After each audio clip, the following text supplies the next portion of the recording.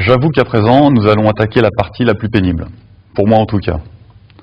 Il s'agit de relier tous les connecteurs en façade du boîtier à la carte mère.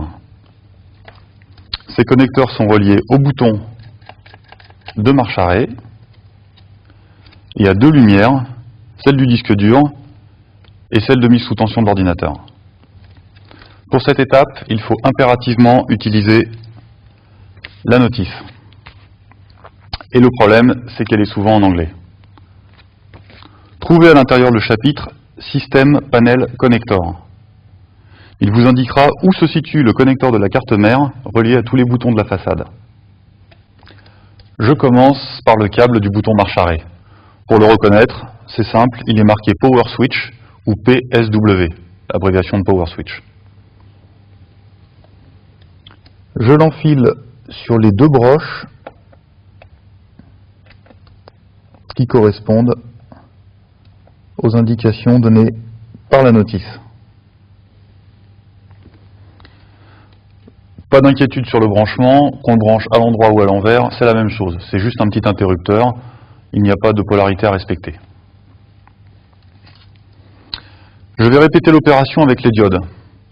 Cependant, cette fois, il faut respecter une polarité. Pour repérer la polarité, c'est simple. La couleur commune à tous les câbles, le noir dans mon cas, et la couleur du négatif. Je sais à présent comment orienter mes prises. Je n'ai plus qu'à les insérer sur les broches.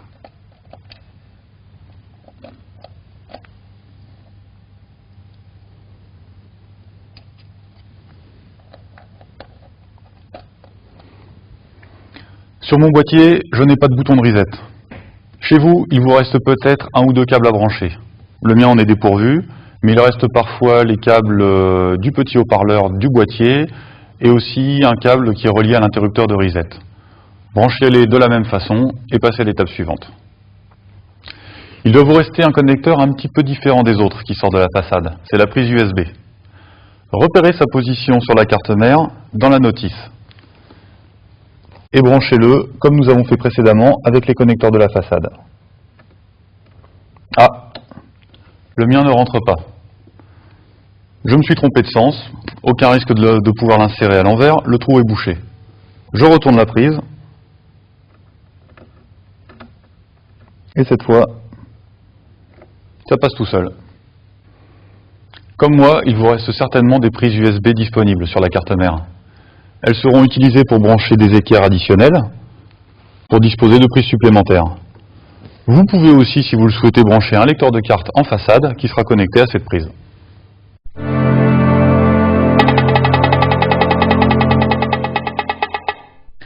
Avouez que là, ça commence à prendre forme. On enchaîne avec le disque dur. Je le pose dans le boîtier et je le fixe au châssis avec 4 vis.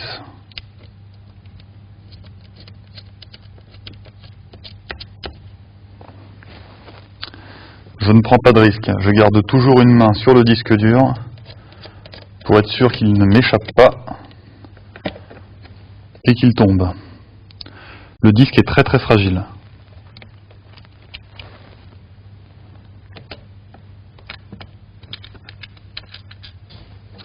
Il existe d'autres systèmes de fixation que le nôtre.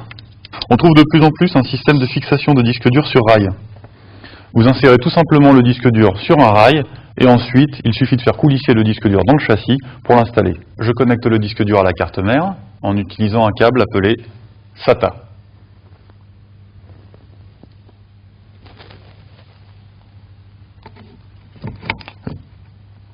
Je connecte une extrémité à la prise SATA 1 de la carte mère et l'autre à l'arrière du disque dur. Il y a des détrompeurs, on ne risque pas de se tromper de sens.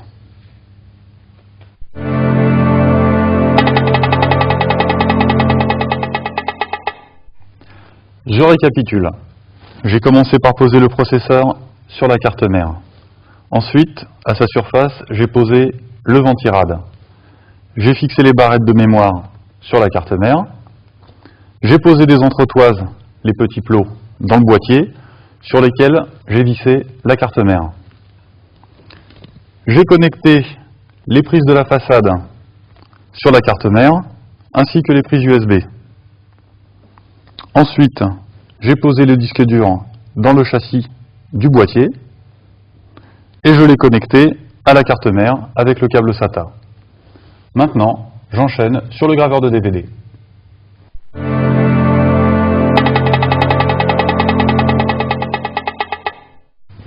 Avant de brancher le graveur de DVD, regardons ces connecteurs. À droite, le connecteur d'alimentation. À gauche, le connecteur de la carte mère. Pour continuer dans le côté bricolage, le graveur de DVD n'est rien d'autre qu'une boîte qu'on enfile en façade du boîtier jusqu'à ce que ces trous soient alignés avec ceux du boîtier. Une fois que c'est fait, je serre 4 vis pour le fixer.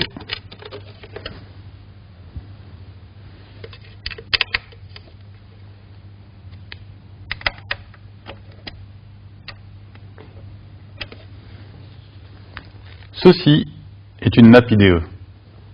Je vais l'utiliser pour connecter le graveur de DVD à la carte mère. Encore une fois, je ne risque pas de me tromper, il n'y a qu'une prise qui correspond à ce format. Si jamais j'avais vraiment un doute, je m'amuserai à compter le nombre de trous sur la prise. Il y en a 40, parfois 39, parce qu'un petit détrompeur m'empêche de brancher la prise à l'envers.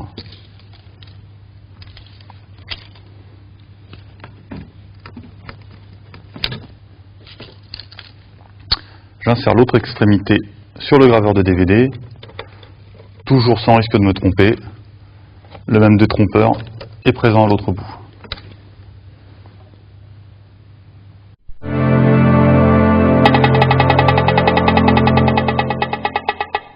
La carte graphique, qu'est-ce que c'est?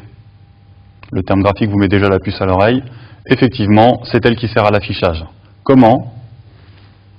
Grâce à ces petits connecteurs qui envoient l'image vers le moniteur. Vous savez brancher une prise électrique sur le secteur? Eh bien, à votre grand étonnement, vous savez brancher une carte graphique. C'est pas plus compliqué. Je prends la carte, je la pose sur le connecteur, je presse, et c'est fini. Presque, je vous ai un peu menti, c'est un petit peu plus compliqué. Maintenant, il faut fixer la carte graphique avec une vis.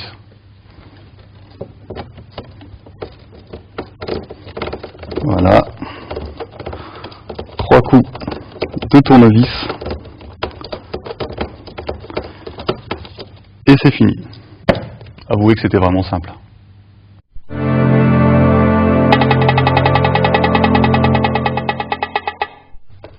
Ceci n'est pas une pieuvre. Je sais, elle est facile. C'est une alimentation. D'un côté, elle se branche au secteur. De l'autre côté, elle délivre le courant à tous les composants du micro. Ah oui, sur votre boîtier, elle est certainement déjà installée.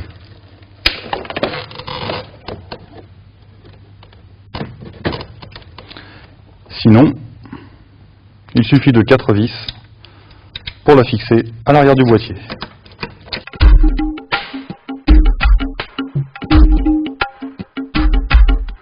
Je branche le connecteur principal d'alimentation de la carte mère. C'est le plus gros connecteur, celui qui a 24 broches. Encore une fois, il y a un détrompeur, je ne peux pas le brancher à l'envers. Un deuxième connecteur se branche sur la carte mère. Ça c'est nouveau, c'est sur les ordinateurs récents. Ils sont tellement puissants qu'ils demandent une alimentation auxiliaire pour le processeur. C'est un petit connecteur à 4 broches, il est carré. À présent, il ne reste qu'à brancher les lecteurs, c'est-à-dire le disque dur et le graveur, à l'aide de prises dites Molex. Ce sont les prises plates à 4 broches. J'en mets une sur le graveur, une autre sur le disque dur, et j'ai fini.